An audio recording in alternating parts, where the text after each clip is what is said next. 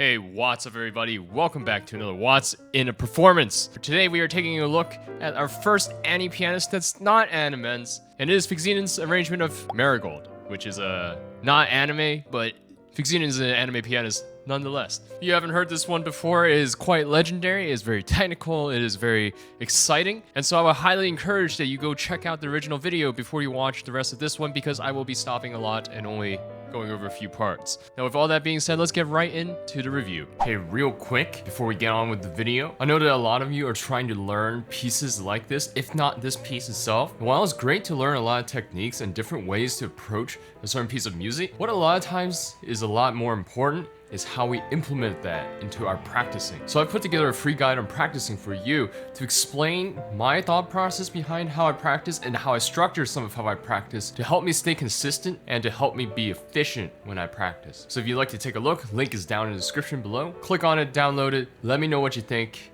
and let's get right back to the video. All right, here we are, and let's get started.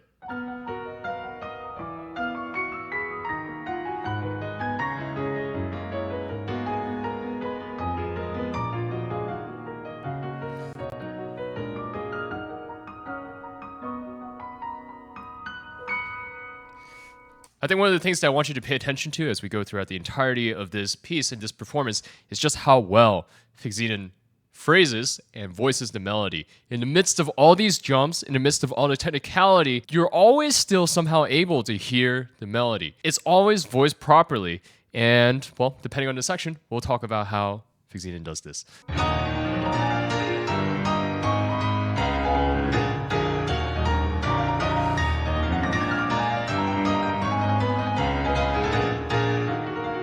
So one of the problems that I find with a lot of people when they start playing, especially when they're like intermediate level, is it's very hard to play loud and fast and musically. It's easy to just play loud. It's easy to just play fast sometimes. It's easy to just play musically when you're going slow, but it's hard to combine all three elements at once. And what do I mean by that? If we take a look at the arrangement here, which again is my first time reading, so I cannot play it very well. This is clearly played in a fortissimo. There's a very strong presence to it. We can still hear the melody. And the way that we get that is while we are playing even the fast things, we're still putting weight into the keys, right? But on the notes that we want to voice, there's a little bit of wrist motion that can come in where you can drop an additional amount of weight into the keys so that it helps your fingers generate that sort of tone, right? So if I'm just playing without the voicing and I'm just pressing in, it still comes up a little because the score is written with octaves. But if I want to voice it more, then I could insert a little bit of wrist to help it stand out even more. And that's precisely what's going on here. You can see even in the video, Phixinon's hands goes up and down in order to create that effect.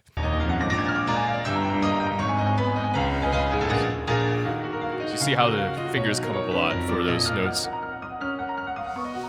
Great drop in dynamics. What's difficult about something like this is you go from a section of you're holding the pedal a lot in order to create this grand tone, and in order to dial it back immediately, it's a little bit difficult. You still want to hold the pedal, you still want to not lose that sort of texture to the tone, but it also can't be that loud. So what I would wager is perhaps there's a little bit of half pedal going on here to help dial it back while still maintaining some of that texture. Or at the very least, that's what I would do.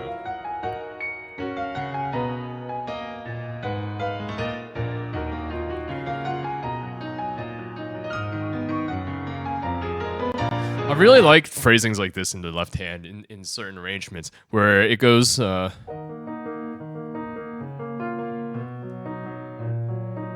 the middle note, the note that's on the offbeat, not the lowest note, is also moving and is brought out.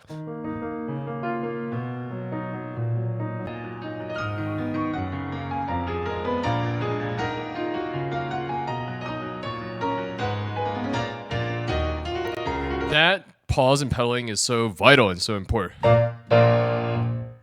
A lot of people, when they see rests, when they're playing, still hold the pedal through the rest. Well, there's a rest written for a reason. Sometimes you do hold the pedal through rest, depending on the arrangement, depending on the composition. But a lot of the times, if there's a rest in both hands, it means that we want everything to drop out. And in those spots, instead of holding the pedal through the rest or for several beats, what we can do instead is on-beat pedal. So we pedal immediately with the chord to give it that sort of extra oomph, extra punch and articulation without creating the lingering effect of reverb. So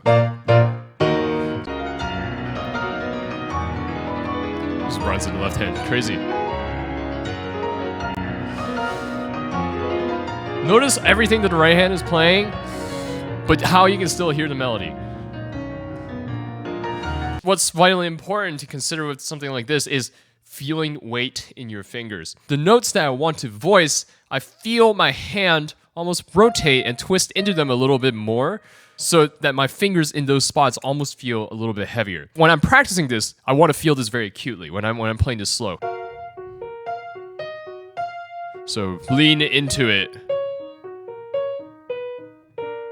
So that when you're going fast, it becomes a very rapid movement where your fingers are ready to produce that sort of articulation. When something like this becomes accelerated, it just becomes articulation.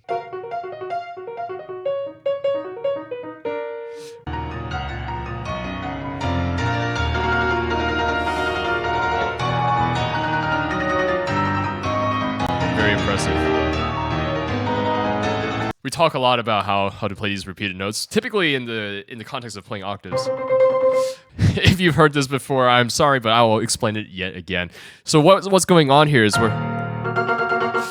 in order to span these big chords, these big intervals very rapidly, what you have to do is loosen the wrist a little bit, also provide quick moments of tension, right? So if I'm going slow, how I practice this is I would just very slowly raise and lower my wrist like this. So. And then when I'm going faster, I would think of these in groups. So I would think of these in groups of 4 so that it feels as though one moment of tension from my arm produces all 4 notes. So instead of thinking I'm going up and down and playing 4 notes like this, it's one moment I squeeze and my wrist then as a result just bounces up and down 4 times. So I go in with one movement, right, and I get 4 notes as a result. And that comes from having this practice looseness in the wrist and then feeling that energy drive itself into my wrist to produce 4 flaps every single time. So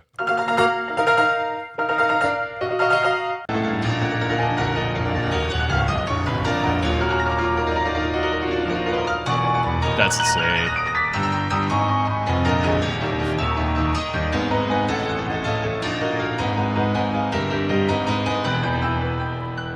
What's also doubly impressive is the fact that everything is so even.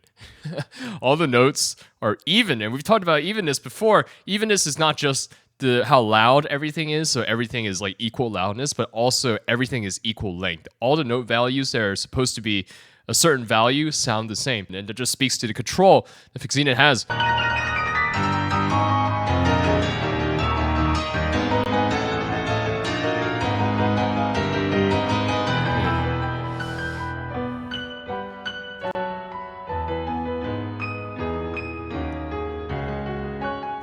Again, nice drop.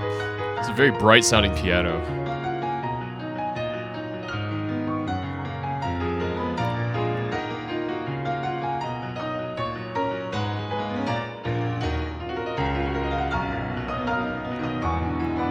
Again, beautiful runs in the left hand. You can also hear a little bit of that swelling from the left hand. It doesn't just go. Right. It also builds. It goes to a certain point and then drops back down. And so it creates an extra layer of ambiance, an extra layer of texture that just undulates underneath of the melody.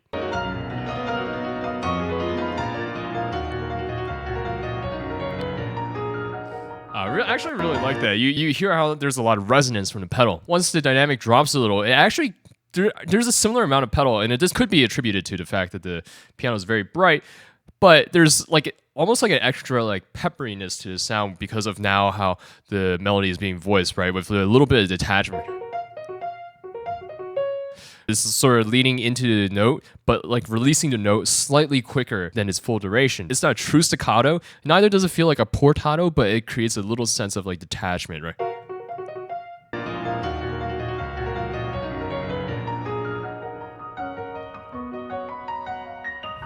Left pedal. Sounds a little bit like left pedal.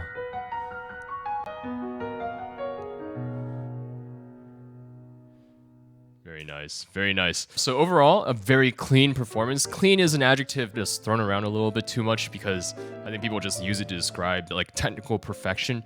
But to me, this just has the vibe of being clean. Everything is even, but not in a clinical sense where there's like no emotion to it. So it just feels clean. I think the arrangement itself is just beautiful. It's just got a lot to work with and the runs are well written. So let me know what you think down below in the comments.